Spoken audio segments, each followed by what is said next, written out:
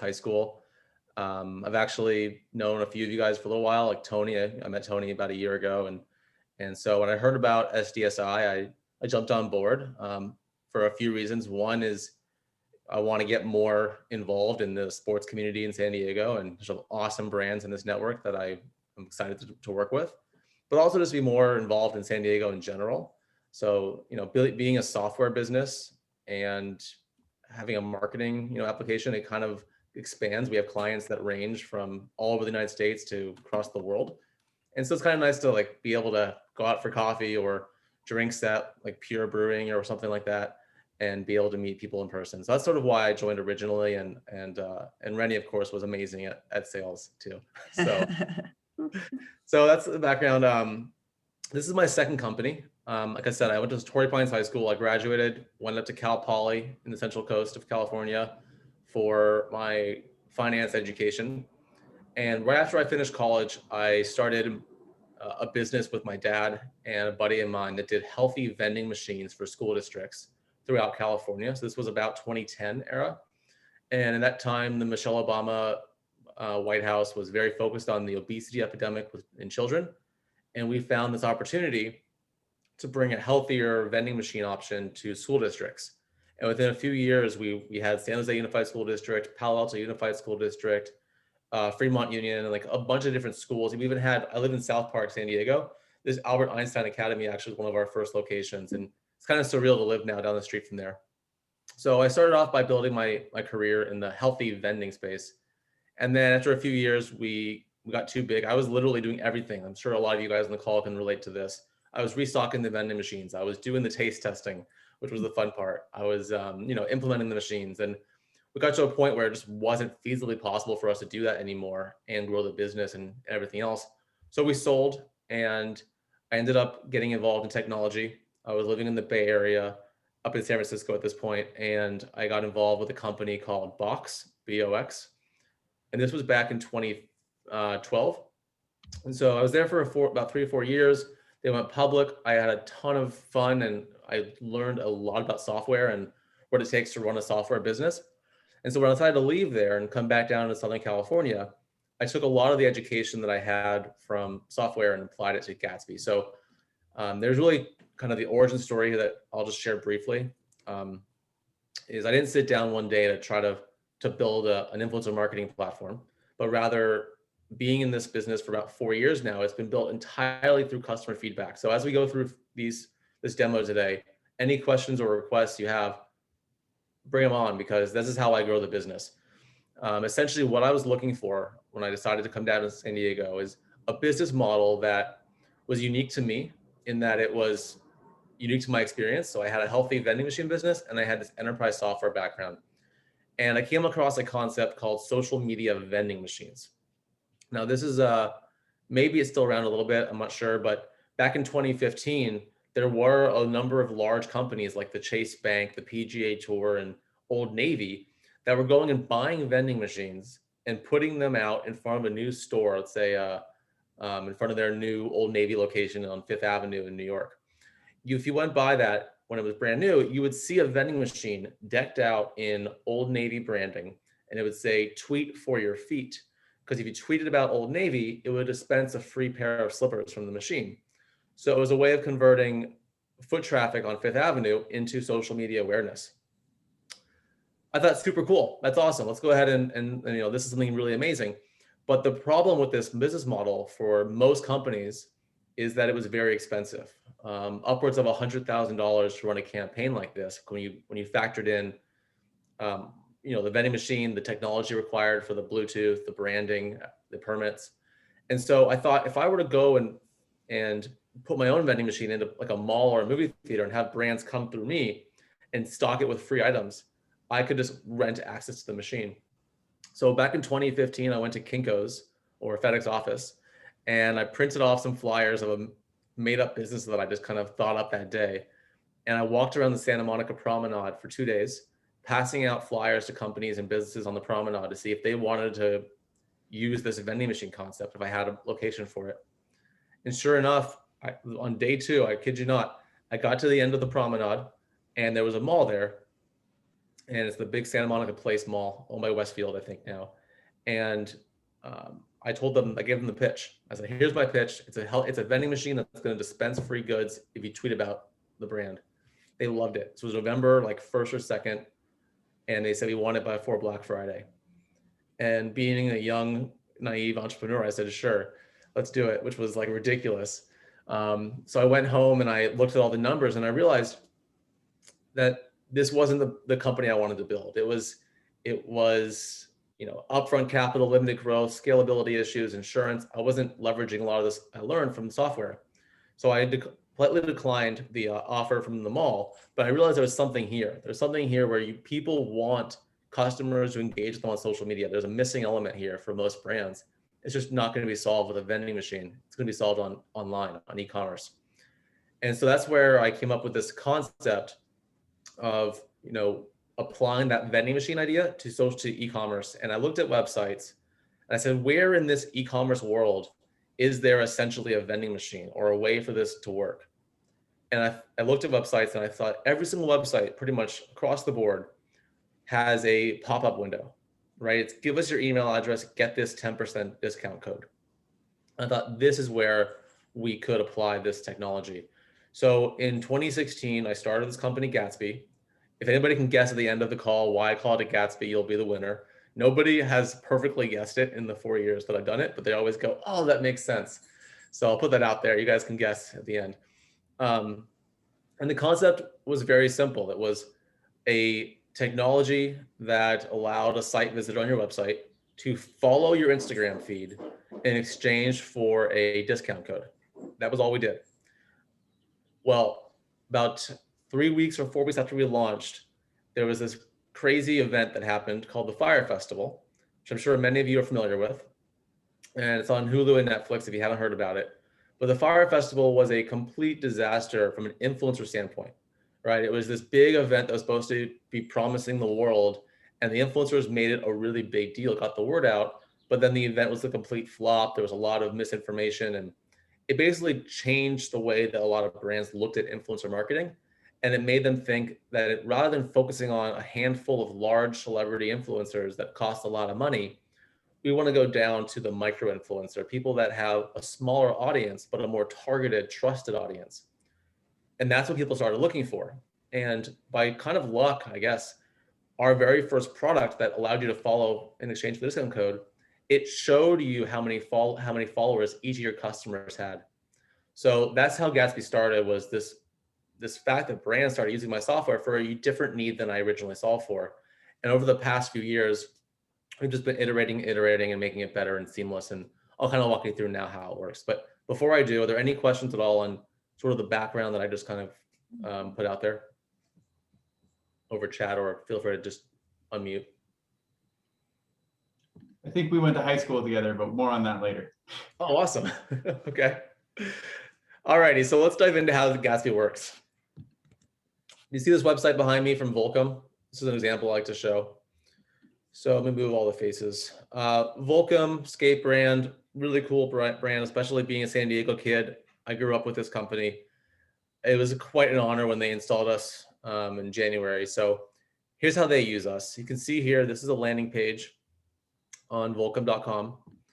And when a consumer chooses to enter their information into this form to get the content, they are prompted with an Instagram handle field. So the same way that your brand might ask for email address to do email marketing or a phone number to do SMS marketing, you can now ask for Instagram handle to do Gatsby marketing or influencer marketing. So this is an example of one brand doing it here. Babe Lash Cosmetics, big cosmetics brand, they use their pop-up window. This is their field asking for Instagram handle. But we also have random companies that don't, pander to a young 20-year-old beauty person. This is a tools company, also asking for handle, very successful with us. We just signed Benefit Cosmetics last month. So they'll be installing us on their order confirmation page, same as like Fashion Nova. You can see here an example. After the consumer checks out, they're now asking for Instagram handle. So that's sort of just step one, is add a field to ask for handle. We integrate with pretty much any form on your website, or we have webhooks or other things that make it really easy. Also, if you're using Typeform to do surveys, we now integrate with Typeform. So you're going to send a survey out to your customers, ask them for their Instagram handle. Very, very easy. Once you get that handle, though, there's really no context or there's no value until you have context, right? So this is Gatsby on the back end. You can see here that every person who gives you their handle, you will now get their publicly available profile metrics right away within a split second. So for example, this is Ann Hanley, a random person who submitted their handle, and you can see their profile photo, how many followers they have, how many people they follow, how many posts they've done, as well as their Instagram bio, which is great for doing keyword search. So I heard a lot of brands out there that are doing things with fitness or personal trainers or gyms or Sunbum, and you're working on skin cancer awareness. Like, so being able to look for keywords like sun or fitness or fashion and find customers that have that as part of their personal brand. And lastly, here we also apply a G score, and this is a proprietary Gatsby score that looks at every one of the profiles you've captured and makes an assessment of A through D on their influencer worthiness for your brand. So we look at things like how complete the profile is, because an influencer that's effective is going to have a name and a picture, right? What's their handle look like? Is it a lot of random characters or is it more clean and easy to find? How many followers do they have? But how many follower to following ratio? What is their ratio there? Have they mentioned your brand before? All this stuff will go into their score. An A or B is typically a good score. So that's sort of step one, is just capture this information about your consumers. Now, one of the problems with influencer marketing when it shifted after the Fire Festival from being celebrities to micro is the tools that you use for a handful of influencers marketing influencers is a lot different than doing this at scale, right? You look at a Steve Madden that uses us, or like I mentioned, Benefit or Fashion Nova, they get tens of thousands of handles a month, right? There's no way for them to be able to understand and engage with all of those potential customer influencers without automation in place. So I'm sure everybody on this webinar is already using something for their email marketing. You're probably using a Klaviyo, a MailChimp, a Sailthrough, an OmniSend. So what we do is we now connect into those platforms to put this data there for you. So you can go ahead and use this information right in line with the rest of your automated email marketing strategies. So let's go ahead and look at an example. Klaviyo is one of the largest email marketing companies, especially in the Shopify ecosystem. And so if you haven't heard of them, let me know, but they're a very big partner. They just raised, I think, $200 million at a $4 billion valuation in December. So if you can see here, this is a consumer. This is a demo customer, let's say, of my brand. And they gave me their email address as well as their Instagram handle. So here you can see that their Instagram data is now inside of Klaviyo, my email marketing tool. And this opens up a ton of different opportunities. So imagine that you want to pull a list of customers that are going to be great for advertising this new, out of the ocean board you're selling, right? You can then pull a list of all the customers who bought a similar product from you in the last 60 days or 180 days and have, let's say, between 1,000 and 10,000 Instagram followers. You can pull that list in a split second, and there you have a target audience to reach out to say, hey, we'll give you this incentive if you talk about your recent purchase and promote us on your feed, right? So this is how you can do this here. And then another example is a lot of companies will go and add this data to their automated sequences. So many companies have a welcome series. Let's say when they first subscribe to the newsletter, they get a welcome series, or they first check out for the first time, they'll get a series of emails. So the same thing can be used here with Instagram and influencer marketing.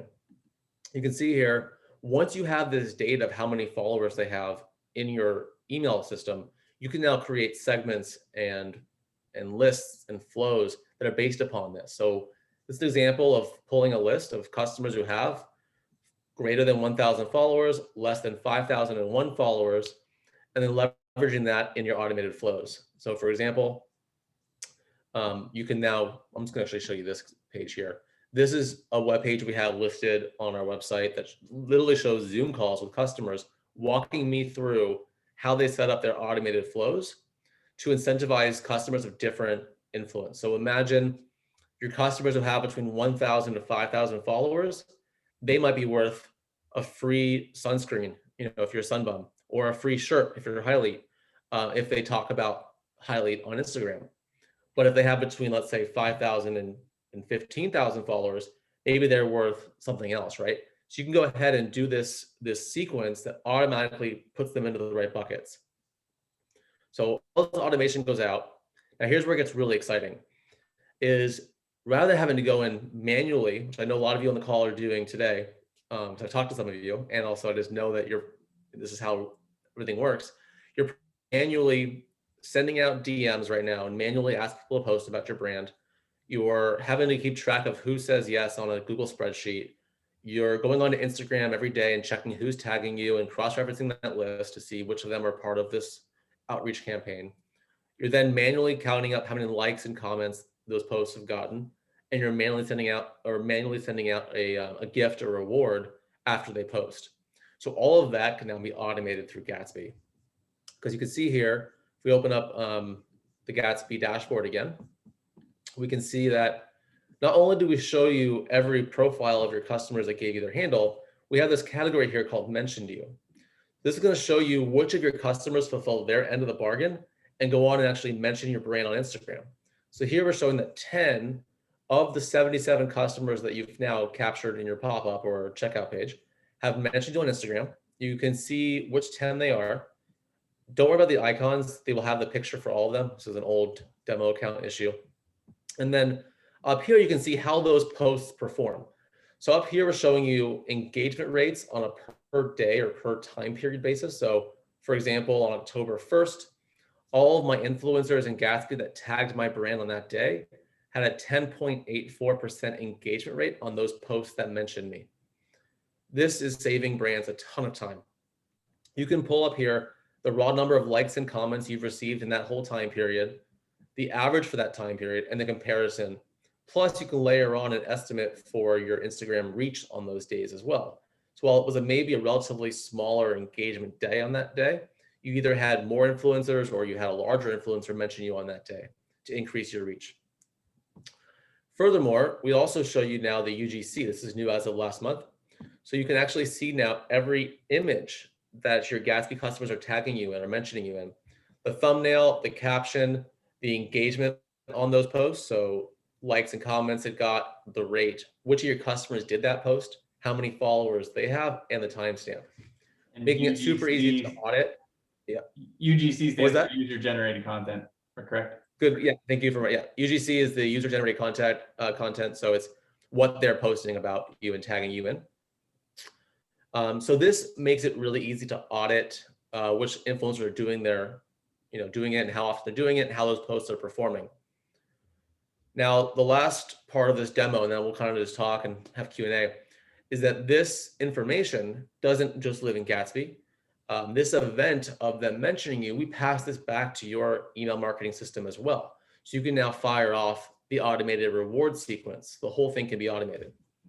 So we can see here, back in our Klaviyo example, we have a special trigger. And so looking here, for example, first, this is that record in Klaviyo I showed you before for that fake customer. You can see here, every time that they mention my brand, we pass over that event. The caption, the content URL, the date, timestamp. So now you can trigger the flow, especially here, special to Gatsby customers, say, when this customer mentions us, then send them their email with their reward or their SMS with their reward. So the whole thing can be automated, start to finish. And it's an amazing solution. It's getting a lot of traction. And I will show you today what's coming out next. But before I do, I want to just pause here and see if there's any questions on the call. I have a question. Does it track any mentions from Instagram story? So this has been a top feature request. When we built out this update, that was not a possibility on stories, just Instagram's own API functionality. I have been doing some looking again this week, just actually yesterday. So it is a top priority for us, Angie. We are working on it. I just can't confirm yet. We have to do more testing. Awesome. Thanks. Mm-hmm. I had a question about the G rating. You Yeah. mentioned that that's custom tailored to the brands. So is that actually like going off of industry, or is it like a generic rate, not generic, but a rating based off like engagement rates or the amount of like likes that a person gets ratioed to their followers, or how's that The G rating score is put together? going, good question. The G score is going to continue evolving. It's actually, I consider it still in beta. But the component, and because you're connecting, so I should mention this, when you create a Gatsby account, the first thing you see is this quick start guide. And the very first step to creating a Gatsby account is connecting in your Instagram business account so we can then pull this data for you, these stats. So when you go and connect your Instagram account, we're then able to detect which customers have recently tagged you in posts. So that's how it's getting data that's specific for your brand. So if they've tagged you, that's one of the scoring elements that helps to increase it. So someone might be an A for you, but a B for somebody else. Awesome. Yep. Any more questions out there before I move on to the crystal ball of what's coming out next? I guess like one other question I'd have is, I don't know if I missed it or what, but does this actually track like any sort of click-throughs? It seems like it's mostly like tracking mentions, but is there anything that could be used for like tracking attributable sales to influencers? Like if you want to set up a campaign with a specific influencer because you know that they're actually driving significant traffic, can you? Yeah, great question. So it's a very popular question. There's two ways you can attribute sales from this data. And again, we are the data layer. So the two ways that I'm going to mention are not specific to Gatsby, but the two popular ways are, one is to be tracking sales on promotion codes. So you can be giving your influencers a code that they can share with their followers and friends, and then just track those redemptions. And then the second one is in those email sequences. A lot of customers will go in and instead of just giving them like an offer, they'll say, hey, you're pre-qualified for an elite tier as an ambassador with us. You'll be getting this percentage off of your, or this percentage in commissions for when you refer. And you just direct them to your sign up page for like reversion or impact radius or whatever you're using for your affiliate marketing company. So you can just basically send them there. We are working on integrations like with reversion. I just mentioned them, if you know them, Yeah. to be able to essentially select a few of them and then just push a button and it sends it and creates an affiliate account for them. That's something on our roadmap to build out.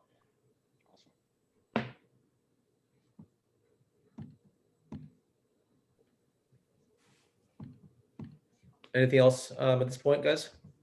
For companies that are smaller and don't have tens of thousands of people, I guess as a manual process, what kind of things could they do to capture the data from their customers on a, I guess on a more manual basis? Just do you have any recommendations on what they could do with that and how they This is why we released this Typeform integration. And if you don't know Typeform, I know most people probably do know Typeform. They're a very big company now.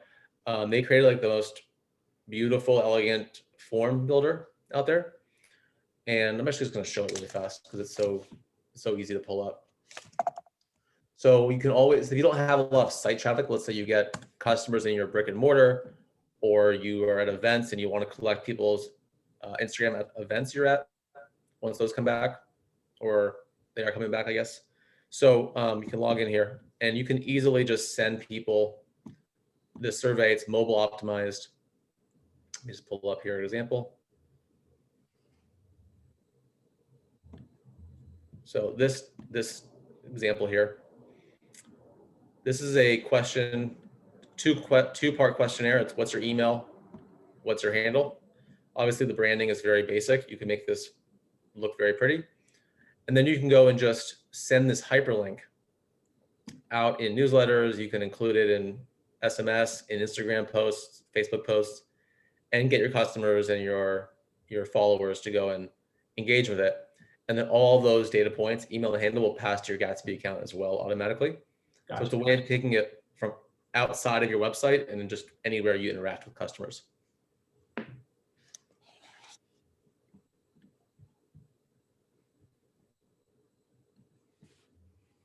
All right, I'm gonna go ahead and show what's coming out next, and then we can open up to more Q&A. So what we're all about here at Gatsby is like helping with, insights on your consumer. The top use case obviously is influencer marketing, but at our core, we're in a unique spot to get you insights on your customers' Instagram and more based upon it. So for example, a lot of clients do ad spend on Facebook, right? So there's a lot of interest in targeting. So for example, you can take your Gatsby database, because they're your customer, have their email addresses, you can upload a list of your customers to your Facebook ad platform and say, you want to find people who look like these influential customers of mine, or you want to retarget these influencers, right? Or you want to further incentivize these prospects who gave you their email on their pop-up window. You want to incentivize them to go and check out, so you can target them deeper and in more places, right? So we're seeing that start to play out. So as a result, especially with iOS 14, changing how much you can track conversions through Facebook ads, we know that getting you more information is really important.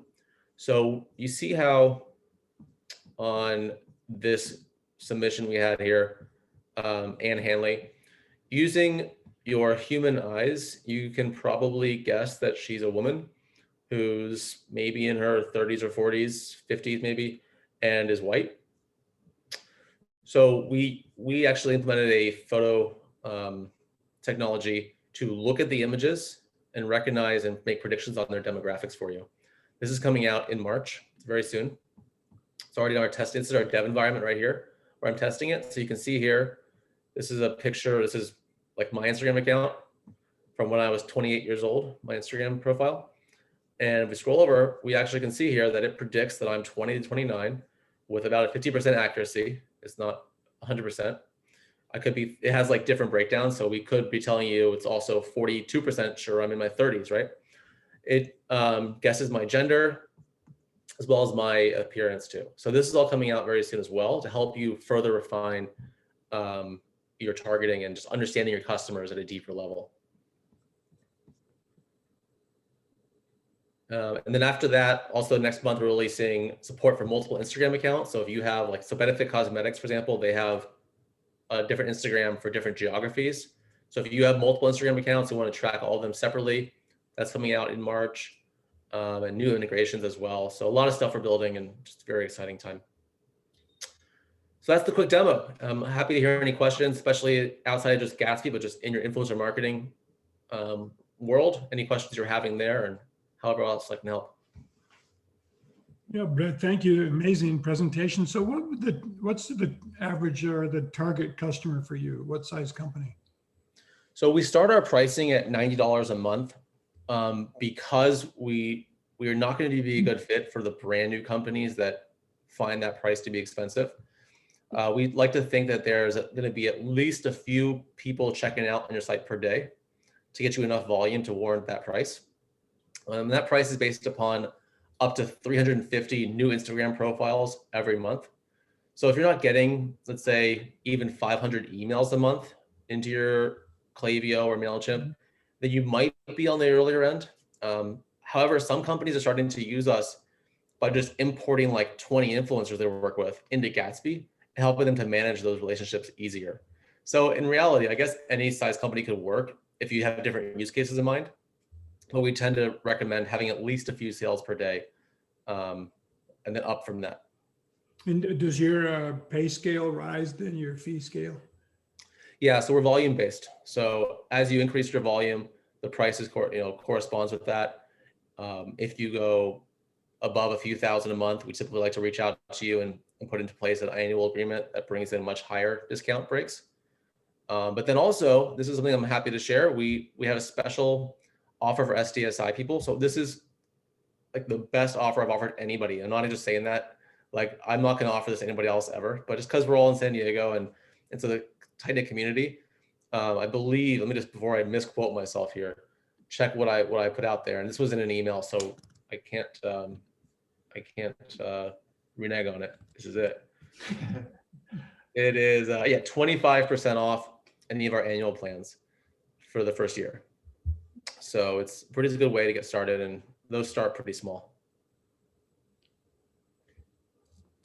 I have a question maybe for the group. What is the breakdown of Instagram versus Facebook versus, whatever else, MySpace? I'm sure there aren't too many of that. But what are the breakdowns that you guys mostly focus on in your companies? For high lead, it's mainly Instagram is our biggest one. A lot of people are on there posting reels, stories, and really cool high quality photos and videos. In terms of a percentage, would you have, what your focus is on? Is it? Yeah, that's a good question. I would say 85% is probably on Instagram. Okay. A lot of what we post on Instagram anyways is repurposed on Facebook and Twitter. Just because that's where we have our largest audience and it works well for us. They're more engaged there. Gotcha. Yeah, I Scott think- Holgren, same with you, roughly? Yeah, I'm like 99% Instagram, partially because I kind of know that world a little bit and that's all I have time for. Gotcha. I've thought about trying to do some stuff with Facebook, and I'm not really a Twitter person, so I haven't done that, or TikTok or any of that. But yeah, it's very, very mainly Instagram focused, and I'm working on doing more with my design background, like more kind of stories, and even if you look at my feed, it's very visual. I plan all my posts out and everything. So yeah, it's all IG. It's interesting at perspective. We've got a lot of our like actual conversions, like when you actually like do like the analytics, like most of our conversions between the social media platforms are actually from Facebook. Even though we've got more followers and more post engagement on Instagram, it seems that the more kind of conversion behavior is driven by Facebook. And that could be because of our demographic is triathletes, endurance athletes that tend to be in like a demographic 30 plus. So it could be that too.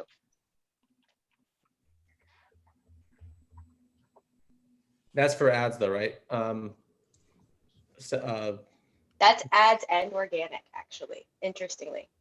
Are you doing influencer marketing on Facebook at all? Or is that still Instagram or at all? Doing what marketing? Influencers at all? Yep. We have influencers. Yeah. And so that's the thing. It's interesting. Like we've got our influencer, we actually use a platform for kind of like those micro influencers. And then we have a few like bigger ones, like 40,000 people who are like engaged and have like an exercise platform that are like really aligned with our brand. So engagements and just getting eyeballs on our brand. I feel like Instagram drives that, but then again, when I dig into our analytics, people seem to engage longer and then ultimately convert greater via Facebook. So yeah, it's Cool. just interesting. I'm asking because we're exploring which ones to expand to next after Instagram. So yeah, and the other thing I would say, and I think it's just, this is all just like learnings, but just depending on the community, is like we have like a Facebook VIP group. It's just 400 folks that we've kind of cultivated over the couple of years that we've been around, that like to take polls and posts about their workouts, and they just like to kind of feel like they're on the inside, and that's where the engagement is really driven, and that can all be automated too. So to your point, it's after the Fire Festival debacle, I feel like that completely changed the landscape. I thought that was a great example. People were like, we're done. Like there's no authenticity here. We don't trust you. And why would we? yep. One thing that might be worth mentioning is I've noticed that I've done a little bit of YouTube stuff with some influencer, just giving them tires and things like that. And generally every kind of marketing based advisor that I talk with says to focus on YouTube stuff. So that's something I'm planning to work on more, like little mini storytelling and things, series through that more so that would you would almost drive people from your email list or from the Instagram channel to YouTube to look at it, to try to grow that, just because everybody that I've talked to, and I've noticed myself, is you could watch a video that's 8 months old on YouTube and it's new to you, but people generally don't scroll through Instagram more than 20 posts, maybe 30 posts. So it seems to be a little bit more timeless. That's a good point. And for a new product, I mean, that's, as a consumer, that's one of the first things that I do when I hear about a product is look on YouTube for a review, because even though I'm sure a lot of those are probably, you know, sponsored or paid, it just seems like they're more trustworthy than, you know, the company telling you how great the specs are. Yeah, I mean, to that, there's a guy that rode my tires that has, I mean, he has a lot, I don't know, 5,000 or something like that followers, and he's sponsored with a new shop and rides new tires. But my video from 4 months ago where he's saying my tires are the best tires he's ever ridden is still out there and still watched on his channel. And I mean, unless he pulls it down, that's there forever, you know. And that's another thing. I just went to a bike race over the weekend, and a lot of people mentioned that they saw some random person on YouTube said that they liked my tires, or you know, this guy Van Can, who has 60,000 followers on there. He said, you know, he liked my tires on his bike or whatever it might be. That seems to be, at least in my mountain biking space, that's a younger demographic. They watch that more than they watch, you know, they watch TV or anything like that. They're watching YouTube stuff.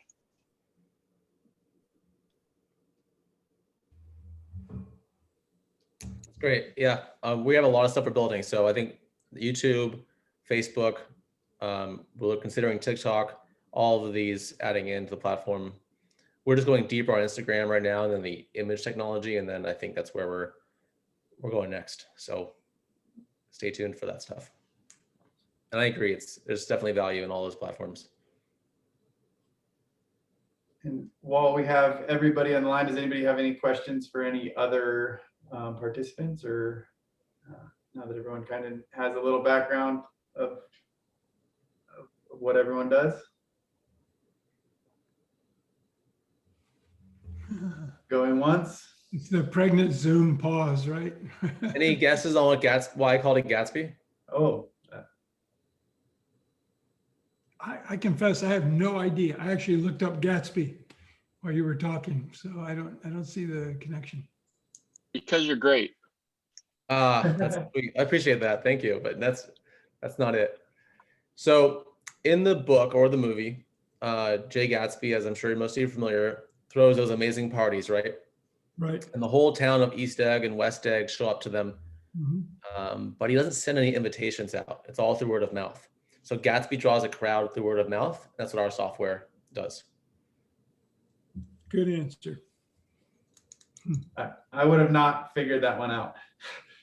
Thank you for People that. usually say the parties, the great, but never gets into that word of mouth element. So Brett, how many people are involved in Gatsby in your company? So we are lean. Bob and I are the only full-time people actually come to. Well, we have some engineers that are contracted that work pretty much full-time, but Bob and I, and then I have about 4 people that are part-time as well. Great. But we are growing. There's a lot of everything you just saw today came out since October. So we basically did a complete revamp on our platform during COVID, and it's just been, it was well worth it. Let's put it that way. Fantastic. So really, really great presentation, Brett. Very clear. Thank you. Thank you, Bob. Really good. Sounds good.